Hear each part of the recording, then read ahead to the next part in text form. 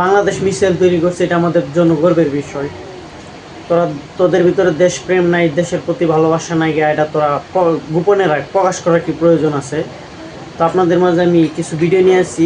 প্রথমে এই ভিডিওটা দেখেন, তারপর আমি আরও কিছু ভিডিও দেখাবো, তারপরে এই ভিডিওগুলো দেখেন, তারপর আপনারা বিবেচনা করেন যে এইগুলোর আসলে কিরকম ধরনের কুলাঙ্গার হলে এইসব কথা বলতে পারে নিজের দেশ নিয়ে।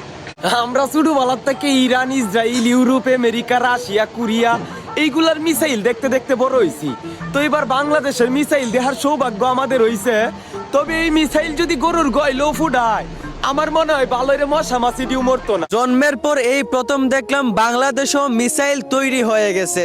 সত্যি বলতে এই দৃশ্যগুলো দেখে নিজের ভেতর একটা আনন্দ কাজ করতেছে, কিন্তু খুব খারাপ লাগলো এই মিসাইল দেখে কিছু বাঙালির এই দেখলাম বাংলাদেশকে নিয়ে হাসাহাসি করতেছে। তারা বলতেছে এই মিসাইলগুলো নাকি কোনো কাজেই আসবে না। আমি বলি, ওহে বোকা বাঙালি, পাগলের মতো কথা বইল না।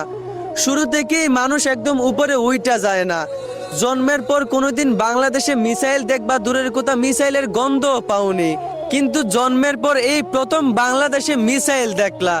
ইনশাল্লাহ আল্লাহ যদি চান ভবিষ্যতে বাংলাদেশ আরো দূর এগিয়ে যাবে। যেইখানে তোমাদের এইভাবে উৎসাহ দেওয়ার কথা, সেইখানে তোমরা বাঙালি হয়ে বাংলাদেশকে নিয়ে ট্রল করতেছো, হাসাহাসি করতেছো। তোমাদের মতো কিছু বাঙালিদের জন্যই আজ বাংলাদেশকে মানুষ ছোট করে কথা বলে। একটা কথা বলি শুনেন, যদি দেশকে নিয়ে কিছু বলার থাকে তাহলে সম্মানের সাথে বুঝায়া বলবেন, আর যদি না পারেন তাহলে আপনার মতো লোকের দেশকে নিয়ে কোনো কথা বলার দরকার নাই। আশা করি বুঝতে পারছেন। ধন্যবাদ।